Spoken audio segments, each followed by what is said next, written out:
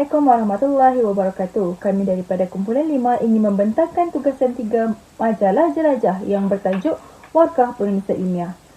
Berikut merupakan isi kandungan majalah kami yang memfokuskan tentang penulisan ilmiah.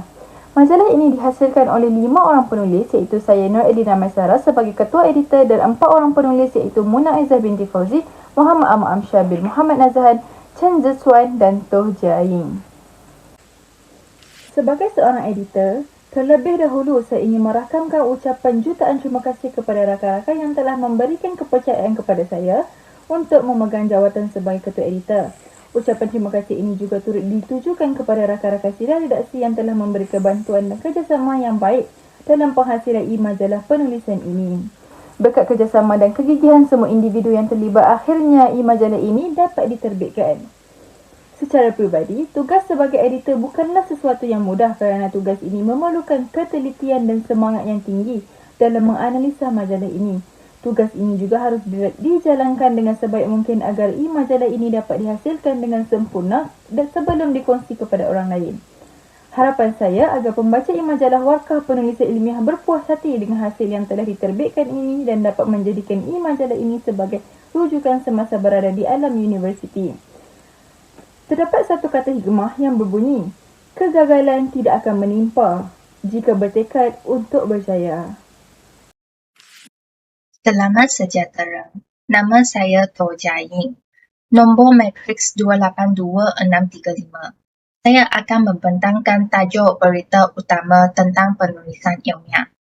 Penulisan ilmiah merupakan aspek penting dalam dunia akademik dan sains.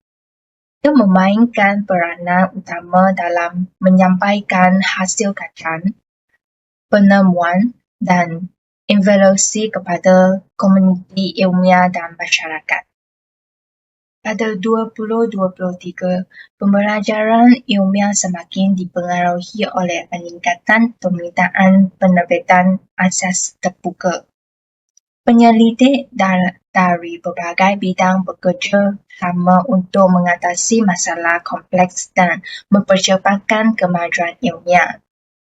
Oleh itu, para penyelidik semakin banyak berkongsi rujukan terbuka dan aset data mereka dengan masyarakat ilmiah. Penulisan ilmiah terus menyesuaikan diri dengan perkembangan teknologi dan keperluan komuniti ilmiah. Perubahan ini memberi impak positif dalam memperkukuhkan integriti dan kualiti penyelidik, serta meluaskan kepada pengetahuan yang amat diperlukan dalam dunia sains dan evolusi. Itu saja daripada saya. Terima kasih. Assalamualaikum dan salam sejahtera. Nama saya Muna Aizah binti Fauzi. Nombor matrik saya 2789948. Dan hari ini saya akan membentangkan berkaitan kami punya berita sampingan di dalam majalah. Dan tajuk yang kami pilih untuk menjadikan berita sampingan iaitu kelebihan dan kelemahan penulisan ilmiah kepada pelajar. Kami meletakkan 3 poin bagi setiap kelebihan dan kelemahan. Dan kelebihan yang pertama ialah membangunkan kemahiran berfikir secara kreatif. Penulisan ilmiah memerlukan pelajar berfikir secara kreatif mengenai topik dan mengumpul bukti untuk menyokong hujah mereka dan juga membentangkan idea mereka dengan ringkas. Dan ini dapat membantu pelajar mengembangkan kemahiran berfikir secara kreatif yang boleh mereka gunakan dalam bidang lain dalam kehidupan mereka. Yang kedua ialah meningkatkan cara untuk melakukan penyelidikan. Seperti yang kita tahu, penulisan ilmiah juga memerlukan pelajar untuk belajar bagaimana untuk menyelidik topik dengan berkesan.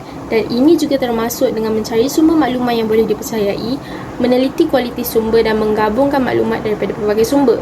Dan kemahiran ini penting untuk digunakan di universiti. Dan bagi kelebihan yang terakhir iaitu meningkatkan kemahiran menyampaikan idea-idea yang rumit. Penulisan ilmiah turut membantu pelajar belajar bagaimana untuk berkomunikasi dalam menyampaikan idea-idea yang rumit secara ringkas dan mudah difahami. Ini adalah kemahiran yang sangat penting bagi semua pelajar yang ingin berkongsi idea kepada masyarakat berkaitan kajian yang dijalankan agar mereka mampu untuk meningkatkan minat mereka terhadap sesuatu penulisan ilmiah. Dan yang seterusnya, kami juga meletakkan 3 isi bagi kelemahan penulisan ilmiah kepada pelajar. Dan kelemahannya pertama iaitu memerlukan masa yang lama untuk dilakukan. Seperti yang kita tahu, penulisan ilmiah ini boleh mengambil masa yang amat lama untuk menyediakannya, terutamanya jika pelajar tidak mempunyai kemahiran yang baik dalam melakukan penulisan ini. Hal ini demikian kerana proses penulisan ilmiah ini memerlukan pelajar melakukan banyak penyelidikan, mengumpul bukti-bukti yang menyokong hujah mereka dan sokongan daripada pihak ketiga yang memberansangkan. Dan kelemahan yang kedua iaitu mempunyai proses yang sukar. Penulisan ilmiah ini boleh menjadi beban untuk sesetengah pelajar, terutamanya jika mereka gagal untuk menggunakan gaya penulisan yang formal, dan hal ini disebabkan oleh penulisan ilmiah memerlukan pelajar untuk menggunakan struktur ayat dan tata bahasa yang lengkap. Dan yang terakhir iaitu meningkatkan tekanan pelajar. Penulisan ilmiah ini boleh menyebabkan pelajar menghadapi tekanan yang tinggi, terutamanya jika mereka berada di bawah tekanan untuk menunjukkan prestasi yang cemerlang. Ini disebabkan oleh penulisan ilmiah sering menjadi salah satu daripada tugasan yang sering diberikan kepada pelajar, dan pelajar mungkin merasakan tekanan untuk mendapatkan keputusan yang baik. Oleh itu, sekian sahaja daripada saya untuk berita sampingan. Terima kasih. Seterusnya, saya akan membentangkan tentang berita semasa. Nama saya Muhammad Ahmad Amsyar bin Muhammad Azan, nombor metrik 281604. Okey, pertama sekali, penulisan berita semasa merupakan berita yang tulis sendiri oleh saya. Saya menulis berkaitan dengan memartabatkan penulisan ilmiah.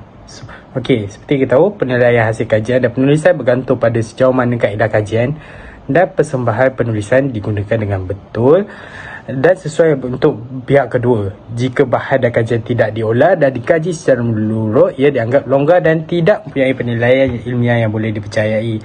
So, penulisan ilmiah ni memerlukan kajian yang tepat dan amatlah kompleks untuk menyampaikan sesuatu ilmu yang baru kepada pembaca. Dan definisi penulisan ilmiah juga telah diterangkan oleh Encik Ahmad Yusof Badri. Penulisan yang dihasilkan oleh penyelidik berdasarkan kajian yang mendalam bagi mencari sesuatu penyelesaian atau penemuan terkini bagi permasalahan yang tertentu dengan menggunakan teknik dan metodologi kajian yang betul dan tepat, serta dalam dengan menghimpunkan semua data yang meyakinkan dan mampu merungkaikan permasalahan tersebut. Penulisan ilmiah perlulah ke arah penyelidikan, pendidikan yang menyeluruh dan usaha yang bersungguh-sungguh. Penulis dikehendaki menjalankan penyelidikan melalui kajian dalaman, kajian luar atau kedua-duanya sekali, ikut tajuk atau bidang yang dipilih. So, maksudnya kalau contohnya kita perlu membuat penyelidikan tu, kita memerlukan untuk kita melakukan interview, maka kita perlulah melakukan interview. Kalau kita perlu hantar Google Form tu mendapatkan isi soal jawab daripada responden, maka perlulah kita buat sedemikian. Jika tajuk yang dipilih itu hanya memerlukan kajian melalui kitab-kitab, buku-buku, bab kata mengikut Kamil bin Abdul Majid. Jika tajuk yang dipilih itu hanya memerlukan kajian melalui kitab-kitab, buku-buku dan seumpamanya, membandailah seseorang itu membaca kitab dan bahan-bahan yang berkaitan dengan tajuk yang dipilih itu. Tetapi jika tajuk itu memerlukan kajian luar, terpaksalah ia membuat kajian luar, mencari dan mengumpul bahan-bahan dan fakta yang relevan dengan kajian. Di semua universiti, penulisan ilmiah adalah keperluan. Jika tiada syarat untuk pelajar siswa oleh itu, pelajar siswa perlu menghadapi pelbagai halangan dan kesukaran apabila melaksanakan penulisan ilmiah. Rasa tanggungjawab yang kuat dan disiplin diri boleh mengharungi segala-galanya. Penulisan ilmiah bergantung pada perilaku pelajar siswa, sama ada dari segi disiplin, fokus dan belajar, komunikasi yang baik dengan guru dan kaedah pembelajaran. Oleh itu, tidak dinafikan bahawa semua elemen di atas adalah saling berkait dalam untuk meningkatkan prestasi akademik pelajar. Okey, itu saja saya. Terima kasih.